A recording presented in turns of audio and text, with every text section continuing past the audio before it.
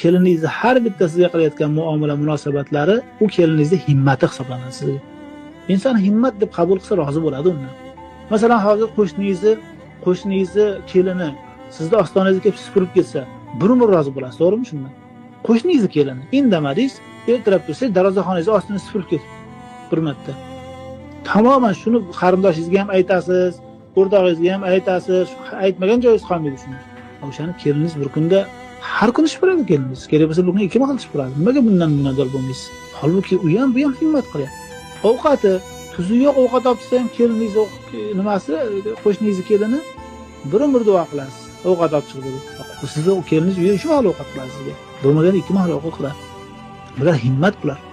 Kelin o'zini shaxsiy hayotini yig'ishtirib, karyeralarini yig'ishtirib, bola chaqasiga, eriga beradigan mehrni kerak bo'lsa yig'ishtirib qiladi. O'shaning uchun siz ham bu narsani himmat deb bilishingiz kerak. Chegaralarimizni bilishimiz kerak aslida o'zi hammamiz ham. Hamma kelin ham o'zini chegarasini bilish kerak, haddini bilish kerak. Xuddi shunday kattalar ham o'z chegarasini, haddini bilish kerak. Bu hadlarni aslida bizga yaratuvchimiz qo'yib bergan. Har bir kishining oilada nimasi bor? Haq-huquqi bor va shu muqobil majburiyatlari bor. O'shalarni o'rganib olishimiz kerak. O'shanday qilsak, ular o'z o'rniga, joy-joyiga keladi.